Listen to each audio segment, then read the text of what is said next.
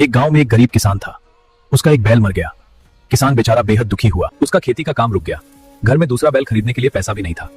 आखिर उसने एक महाजन से कर्ज लेकर एक बैल खरीद लिया। उसके खेत रावी नदी के किनारे थे। यह उसकी बदनसीबी थी कि उस बार बहुत अधिक वर्षा हुई और नदी में बाढ़ आ गई। नदी के आसपास के सभी खेतों में पानी भर गया। उस किसान के खेतों में भी कुछ पैदा नहीं हुआ। यही कारण था कि वह महाजन का कर्ज भी नहीं चुका पाया। वह बहुत चिंतित रहने लगा। पूरा साल उसका परिवार क्या खाएगा, यही सोचकर वह अंदर ही अंदर घुटता रहता। उस किसान की एक लड़की थी जो बहुत चतुर थी। वह अपने पिता की चिंता का कारण जानती थी। जब काफी दिन हो गए और किसान कर्ज अदा नहीं कर पाया तो महाजन किसान के घर गया। जिस समय महाजन किसान के घर पहुंचा उस समय किसान की पुत्री ही घर में थी। तेरा बाप कहाँ गया है बेटी? वह सौदी को टेढ़ी करने गया है।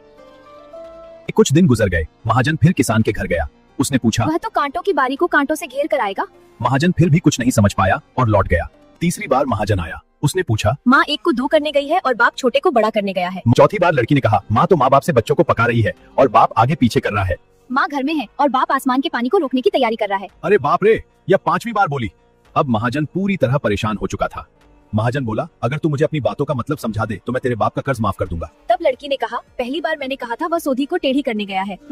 मतलब पिता लकड़ी काटकर हल बनवाने गए हैं जो टेढ़ा होता है। दूसरी बार मैंने कहा था कांटों की बारी को कांटों से घेरने गया है। मतलब वह बैंगन के पौधों के चारों ओर कांटों की बाड़ लगा रहे हैं। लड़की आगे बोली, तीसरी बार मैंने कहा था माँ एक को दो करने गई है और बाप छोटे को बड़ा करने गया है। मतलब माँ कपास को डोरों से अलग कर रही थी और पिता उसे फैलाकर सुखा रहे थे। चौथी बार मैंने कहा था माँ बच्चों को पका रही है और बाप आगे पीछे कर रहा है। मतलब माँ अरहर की लकड़ियों से दाल पका रही थी और पिता लकड़ियों को सरका रहे थे।